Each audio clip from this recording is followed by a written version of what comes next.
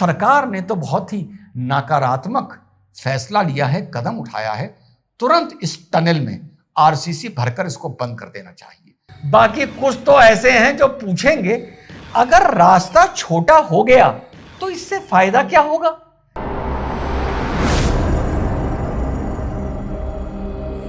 Hello, नमस्कार, सत श्री अकाल, अस्सलाम वालेकुम। कैसे हैं जनाब? देश के वतन परस्तों को 90 करोड़, 95 करोड़, लाख लाख शुभकामनाएं, लाख लाख बधाई।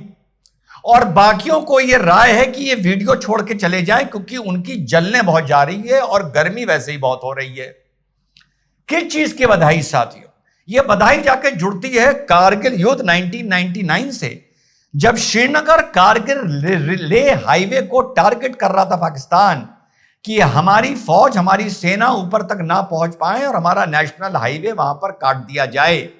खैर, कट वो गए, वो अलग बात है, लेकिन यस, भारत में एक तनाव की स्थिति बन गई थी। लाख लाख बधाई के उस 1999 की परेशानी पर उसके बाद आने वाली सरकार 2004 से लेकर 2014 तक सोती रही, लल्ला लल्ला लोरी गाती रही, और अब उसका समाधान 27 साल बाद नरेंद्र मोदी जी की सरकार ने निकाला है, गडकरी जी के प्रयासों ने निकाला है, हमारे मेगा इंजीनियरिंग एंड इंफ्रास्ट्रक्चर के इंजीनियर्स और फौज के इंजीनियर्स ने निकाला है। और सिर्फ फौज ही नहीं, सिर्फ कारगिल नहीं, अभी थोड़ा संक्षेप में बताता हूं कि किस चीज के लिए भारत के सभी वतन परस्तों को बधाई दे रहा हूं। बाकी कुछ तो ऐसे हैं जो पूछेंगे, अगर रास्ता छोटा हो गया तो इससे फायदा क्या होगा? ये क्या बात कर दी?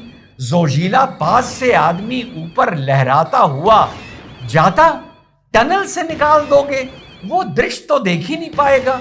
टूरिस्ट तो अब जाएगा ही नहीं, क्योंकि ऐसे ऐसे भी फूटी कौड़ी के जाहिल इस देश में पड़े हैं। तो साहब, लगभग 14 किलोमीटर लंबी वर्ल्ड की लॉन्गेस्ट एट दिस एल्टीट्यूड, जिसकी लगभग 18 किलोमीटर जो कनेक्टिंग रोड टनल के साथ बनाई जाती है, वो उसका जो आखिरी अवरोध था, वो आज मंगलवार बजरंग बली की कृपा से, बड़ा मंगल भी है आज, उसको ब्लास्ट कर दिया गया है।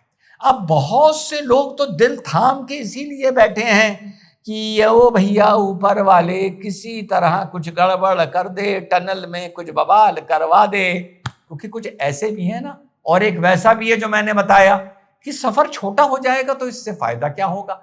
अब वो कहेगा कि टनल में अंदर चले जाएंगे तो जोशीला पास की वादियां कैसे दिखाई देंगी, ठीक है ना। और मजेदार बात यह है कि इसका इनिशियल बजट 12,000 करोड़ रुपए का निकला था, लेकिन यह प्रोजेक्ट अभी तक जो संभावना बताई जा रही है, लगभग 7,400 करोड़ में बनकर यह तैयार होगा। और बोथ वे से इसको जोड़ा जा रहा है, भी बताता हूं किसको जोड़ा जा रहा है। और लगभग 9.5 मीटर ये चौड़ा है, बोथ वे ट्रैफिक इसमें चलेगा और 14 किलोमीटर लंबा है। और किसको किससे जोड़ेगा? ये जोड़ेगा गदरबल डिस्ट्रिक्ट को जो सोनमर्ग में है, आसान भाषा में, उससे को ये जोड़ेगा कारगिल डिस्ट्रिक्ट के द्रास। और ये 14 किलोमीटर में जो खेल है वो ये है कि ये पूरा जोशीला पास से नीचे से होकर निकलता है। और सही मायनों में अब लद्दाख का भारत के साथ एकीकरण हुआ है। कॉकरोचों की मंडली में स्वयं कॉकरोच बनके सोनम वांगचुक पहुंचे, ये पूर्णतः उनकी मर्जी है, नो कमेंट्स। बस मैं इतनी दुआ बना रहा था कि वो कॉकरोच बन के नहीं आए, तो चलो इतना उन्होंने सम्मान रख लिया, ये उनकी मर्जी है। किसी अपनी डिमांड को लेके वो केंद्र सरकार के खिलाफ हैं, ये भी उनकी मर्जी है। और ये इस देश में हर आदमी की मर्जी है, वो सरकार के खिलाफ मुद्दों पर हो सकता है, पर कुछ ऐसे जलील और नमक हराम हैं जो हर सूरत में सरकार को कोसने का दम रखते हैं और मादा रखते हैं।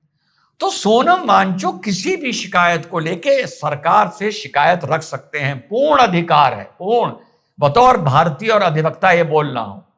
लेकिन भैया, तुम अब एक शब्द तारीफ में भी लिख दो इस सरकार की कि तुम्हारे लद्दाख को डायरेक्ट अब श्रीनगर कश्मीर वैली से जोड़ दिया है, और इससे तुम्हारा क्या क्या फायदा होगा, बस चलो तुम मोदी जी की तारीफ ना करो, तुम इंजीनियर्स की कर दो, फौज की कर दो, मेगा इंजीनियरिंग की कर दो, इन्हीं सब की कर दो।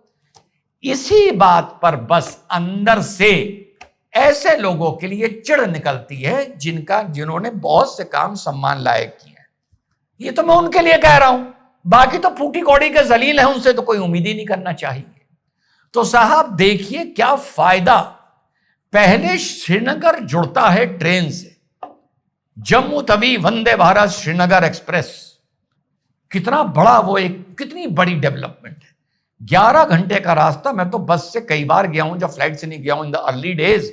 11 घंटे लगते थे जम्मू से श्रीनगर पहुंचने में, और था शायद 270 या कुछ किलोमीटर, 11 आवर्स, आदमी पगला जाता था।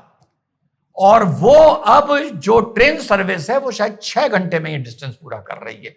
वो बात अलग है कि रवीश फिर से वो पूछेगा कि जल्दी जाके करेंगे क्या श्रीनगर में। ये बहुत बड़ा डेवलपमेंट था, वहां से चीजें आने के लिए, यहां से जाने के लिए। और अब देखिए एक कदम आगे, और यही चीज ऐसे हमने प्रोग्राम बनाया था नॉर्थ ईस्ट में भी चलना है। अभी कुछ दिन पहले मैंने प्रोग्राम अपलोड किया था कि साहब वैली से लेकर लद्दाख तक 4 महीने ये रास्ता बंद रहता था, लद्दाख कटा रहता था 4 मंथ्स बर्फ की वजह से। और जो कोशिश करके पहुंच भी जाते थे वो फंसते थे, और जब ये बर्फ मेल्ट होती थी तो वहां पर एक्सीडेंट्स बहुत होते थे, और हैवी व्हीकल को तो बहुत ही परेशानी होती थी, लोडेड हैवी व्हीकल को। अब आप सोचिए कि लद्दाख भारत के साथ अब 12 महीने के लिए इंशाल्लाह बहुत जल्दी जुड़ने जा रहा है, 12 मंथ्स के लिए।